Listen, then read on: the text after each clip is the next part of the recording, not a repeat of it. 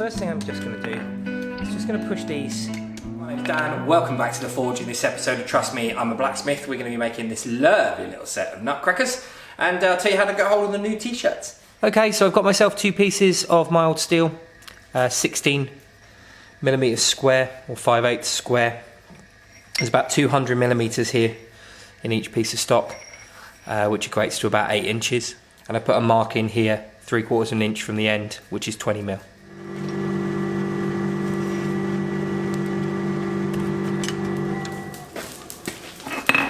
Okay, so I'm going to get this first set down in, very much like making a pair of tongs. I'm going to put to my centre mark.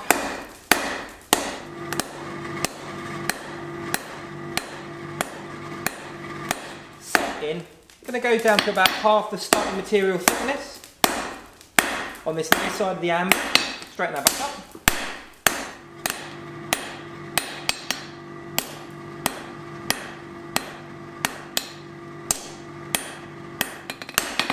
And yeah, I'll get this set down in again. Just before I lose all the heat, I'm going to come to this far side of the anvil. I'm going to get it on a nice corner, 45. I'm going to hold that up at an angle. Just going to put that first set in. Find that mark that I've already put in there.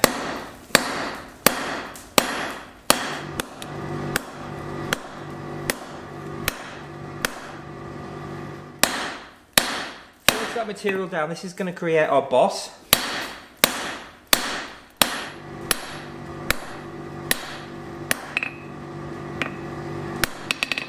And what you're going to see is that the back side here bulges ever so slightly, so I'm going to come back to this near side of the anvil.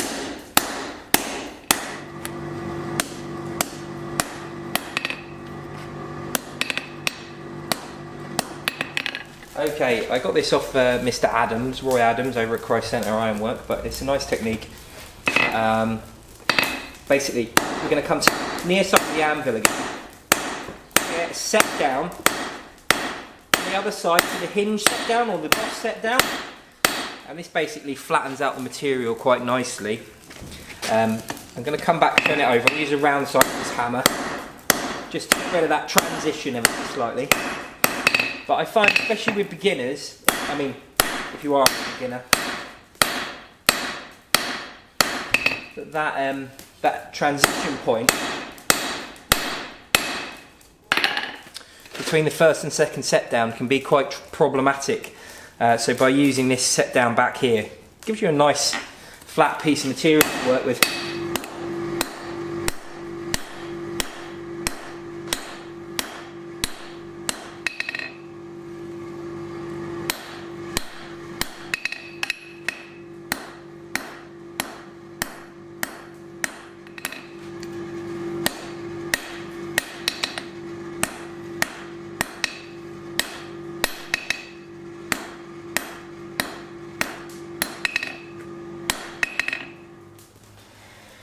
Okay, so what we would like to achieve here, I'm going to just do another one of those set downs back there, forwards. So what we're trying to achieve here is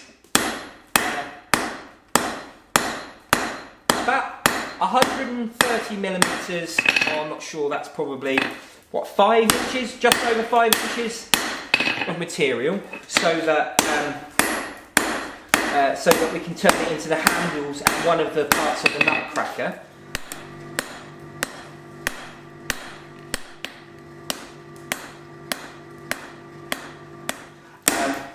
So what you want to do basically is from the start of the nib, you want to measure back 130mm or 5 and a bit inches. Again, this might get cut down. And your material wants to be 20mm or 3/4 of an inch by half the thickness of your starting material, so about 8mm, which is, I believe, 5/16. I might be wrong.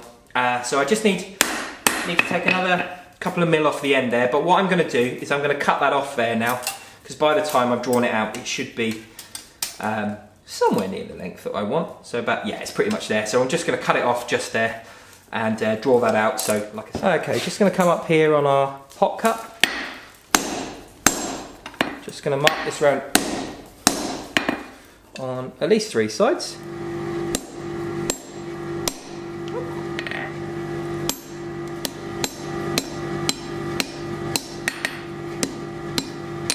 We're not looking for mad accuracy at this point, but what we are trying to achieve, for sure, is the correct amount of material in the right place.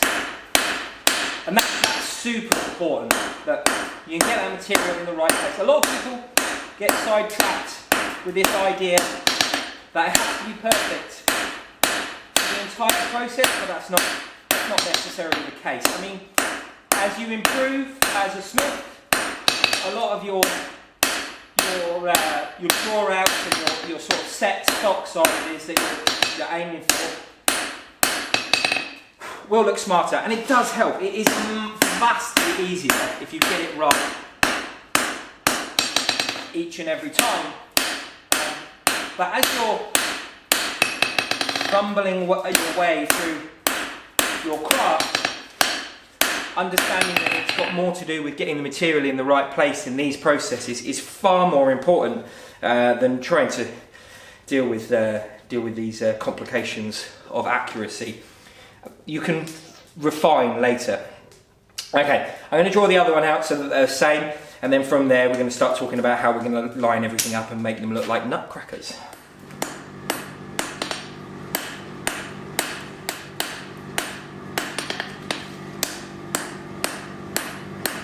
Okay, so here's our blanks that I've drawn out. They're slightly different lengths this end, but the reason for that is because I was just guessing the lengths. I was making sure that they were over 130 millimeters. So what we're going to do now is we're going to set down in here. I'm going to mark up in here. It's probably going to be 25 mil probably from here to make the boss. And then once we've got the position for the boss, this part here behind is going to become one of the parts of the nutcracker. And then we're going to have some nicely shaped up handles that come off of there. Now,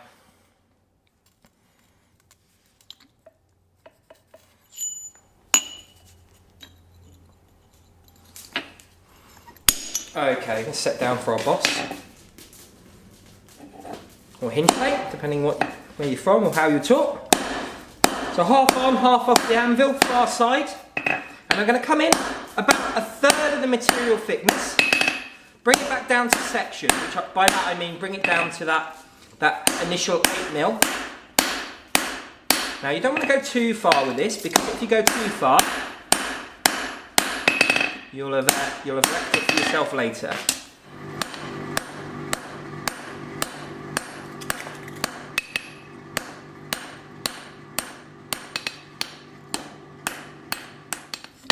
And up until this point, honestly, this is basically making a set of tongs.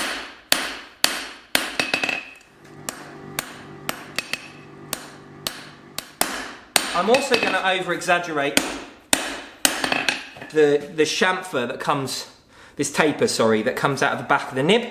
And the reason for that is this is what's going to end up becoming one part of the actual tongs that does the nut cracking. So I've got the nib nice and warmed. I'm just going to bring it up into the anvil, holding it up like this, and just forge that hinge plate down into itself. It's moving lovely, that is. It's nice and hot. I'm going to come back here, I'm going to bring the thickness back down again, and all I'm going to do is flip it over, and just going to brush backwards now, and just tidy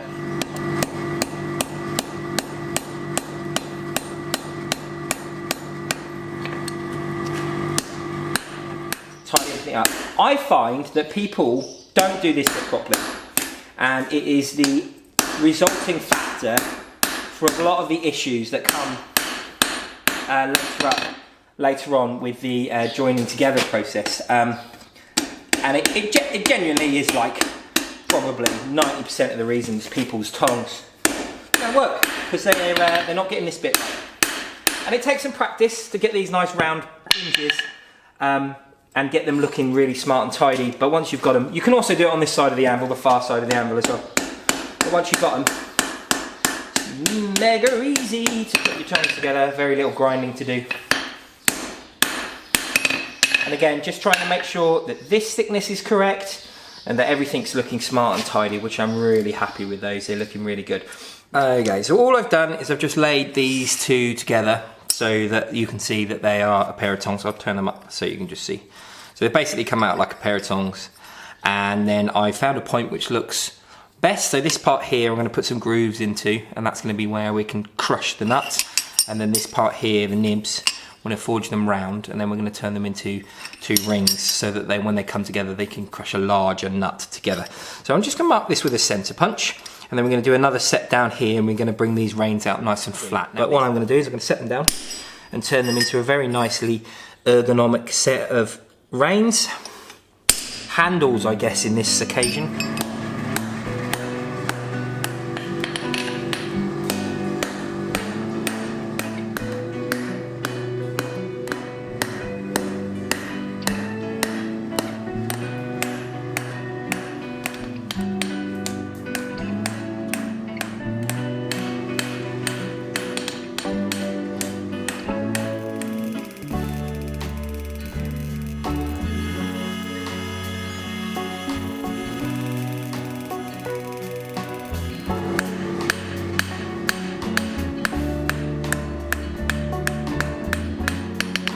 So I got a little bit carried away and drawn out the oven.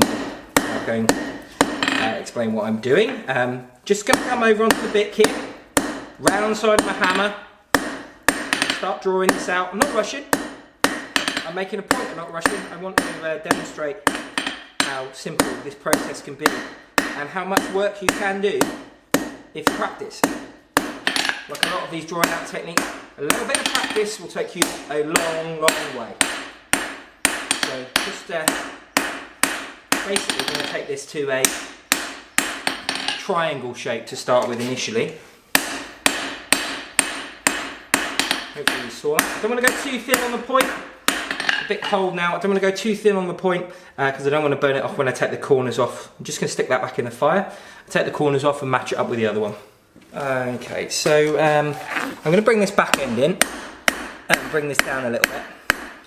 Just where the nib starts. These don't need to be fat in any way, shape or form. These are almost exactly the same way I might make a set of scrolling tongs as well. Obviously bigger, and a set of scrolling pliers would probably be made from a higher carbon steel for sure. I'm not sure how these nutcrackers are going to go as mild steel, but we will soon see who will win, mild steel or nut. I'm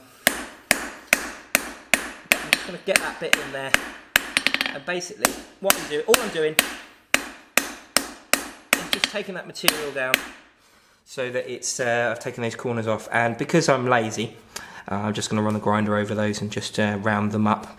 I tend to find because of this back shape here, it's quite hard to round them up. You can do it, just takes too long really for this little project. It's not worth the time. So what I'm going to do, I'm just going to grind that up and just make it look a bit smarter.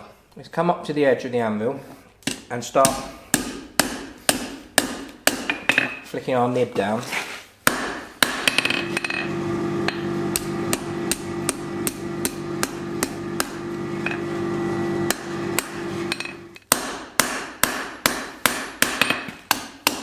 Okay, so I'm just going to take the very end of the material, I'm going to bring it back on itself, like so. I'm going to have to get scrolling pliers in there to finish that off. So I'm just going to take my scrolling pliers here, just going to bring that right round until it becomes a nice point. I think these pliers might be a touch on the fat side for this job, but basically I don't want them to be sharp and getting in the way, but at the same time I want them to look a bit smarter than they do. I might even see if I can get that over a bit. Yeah, I might be able to get that like that. That's it. Just going to quench our scrolly bit off, and then I'm going to come over to the bic, use the hammer in sort of like a T shape, and I'm going to just start scrolling this round. They don't need to be huge, but they do need to work.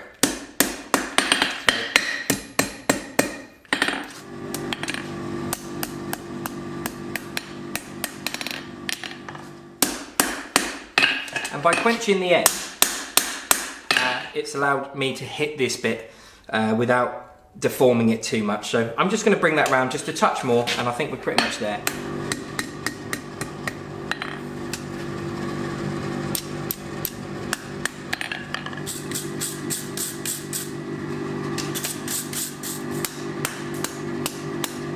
So, super high potential to mess this up now. What I need to do is ever so slightly offset the hinge plate from the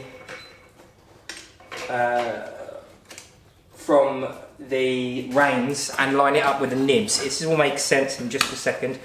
Oh, I've done it. Right, so I'm going to need to get a tong clip on there, and I'm going to need to get myself on top of here. Grab the fuller. Okay, so what I'm going to try and do is just push the hinge plate over ever so slightly so that it creates like a joggle. Normally I would do this, this was a normal set of reins in the vise with the gas, but because this isn't, I'm doing it kind of like a farrier style. So basically what you're doing is you're lining the nib up with the rein and then just kicking the hinge plate out so it becomes sort of like a boss. This is very much like a real set of pliers, to be fair. Right then, let's get on with this. Okay, as you can see, they're coming together quite nicely. Now, this piece here needs to come around a bit tidier and stuff like that. And you can see that this is where we're going to put our nuts in. So smaller nuts, whatever, can go in here for the crushing. This side, I'm going to put some grooves in there in a minute, but this is so we can put a nut inside there and crush that. So these two need to come over each other. But what I'm going to do first is I'm just going to drill these so that I can see where the hinge has to go. And there's a little cheat you can do, mark from corner to corner and then from corner to corner, and it gives you roughly the centre. It's normally off a little bit, but what I'm going to do is I'm just going to come up and just mark that there. Good blow with the centre punch. So I'm going to drill these. I'm going to drill these because I'm going to put quite a small rivet in here, and I don't want to distort the material any more than I have to, really. And it's not necessarily quicker, but now that we've got these offsets in here, like we have, it will just make my life a bit easier just to drill them through, as opposed to faffing around trying to punch them. So I'm going to do that now. I'm going to drill these out at 8mm.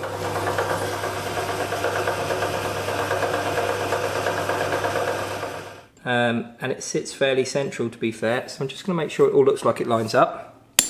And give it a little tap and see where we are. That is well off.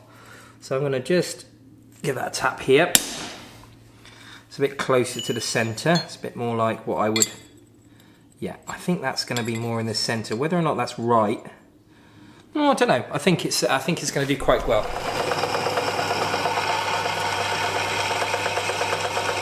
Okay, so I've just popped a bolt in there, an 8mm bolt in there, and they're together now. So job's left to do, obviously rivet it together and then set these up so that these cross over each other.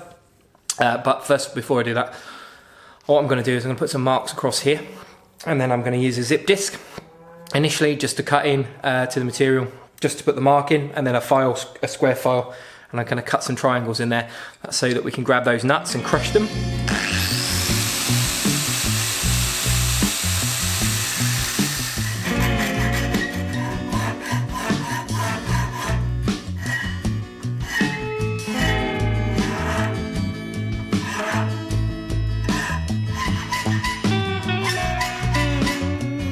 Okie dokie, so I'm going to pop it in the one side and then flip that over and hold that on the anvil.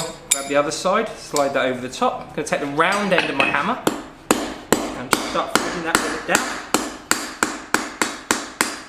Like so. The hinge looks together nicely.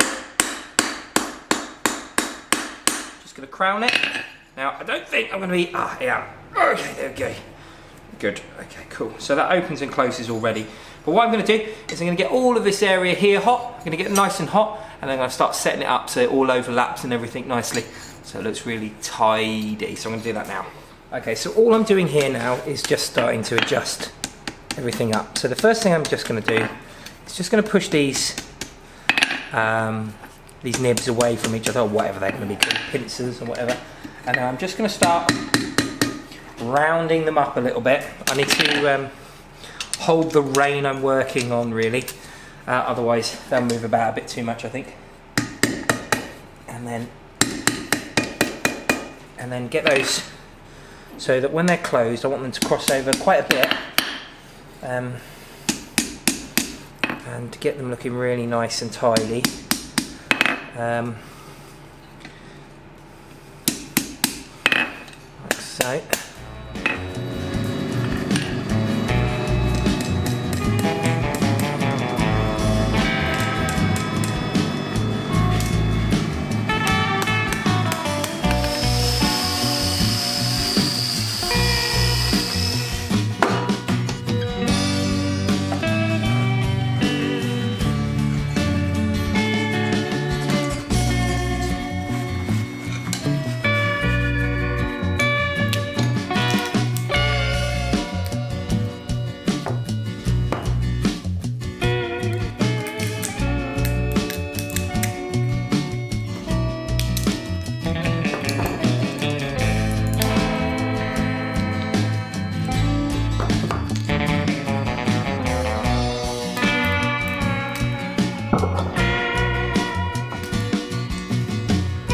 These turned out lovely. I have really enjoyed making these. A few things I'd like to work on for the next pair that I make, if I do make any more. I really would like to improve the handles ever so slightly. I think they could be a bit thinner, because there's not much spring in these, to be fair, and I think they could be a bit thinner and a bit lighter. I'd also like to get my touch mark in there, but I forged them now and set them up and stuff, and I didn't want to ruin them by putting a touch mark in there, and also really need to work on this end here. I'm not... bending things up isn't my forte. But most of all, I'd like to give a massive thank you to Peter Walker. He's the guy who inspired these. He's on the Artist Blacksmithing degree course at Hereford College of Arts. He's got some great stuff on his Instagram, so go and check out his Instagram. I'll also put Hereford College of Arts link in the description as well, and I'll also stick the Anvils link in there as well. Go and check all of those out and give those people some love. Especially Peter, go and send Peter some love. Thank you very much, Peter, for letting me make these. I did contact him and ask him, and he said, yeah, I'd love to. So I'd said I'd give him a big shout out. So that's it, big shout out. Go and love Peter. Yeah, so these are good. Hopefully you've seen me crushing some nuts with them. Quickly, the raffle tickets are available to get your hands on this hammer still. They're up on the Etsy. There's a link for that in the description as well. So please go and check that out and get yourself a raffle ticket if you want to win this, one of the t-shirts, which I'm about to show you, and the new key rings. Hopefully I'll be able to show you those soon as well. Still working on those just a little bit. But these are the new t-shirts. They've been made by my lovely lady. They've got the TMIB logo on the front, and they've got a set of googly eyes on the back. Basically, they're a lot cheaper than these, so I can sell them for 15 quid shipped in the UK, and then I'm going to try and get the shipping as cheap as possible to the States and the rest of the world. But that'll be all up on the Etsy if you want to find out. These shirts will still be available, so if you want to get your hands on one of these, link in the description for the Etsy. Support the channel, that would be great. Also, Ella gets a bit of something out of it as well, which is really nice for her, because she does help quite a lot with the channel, so a big thank you to Ella as well. 20th of December, I think I've got that wrong already. Bugger. Okay, 21st of December, that's this Saturday, 2019. I will be doing a live from here. We're going to stick some stuff underneath the power hammer. We normally do some sort of Christmas jokey round stuff where we try and make loads of mess. I'll have Luke here. I'll be videoing it. I'm going to do a bit of a live. I don't know what we're going to make yet. Suggestions if you want me to make anything in the comments.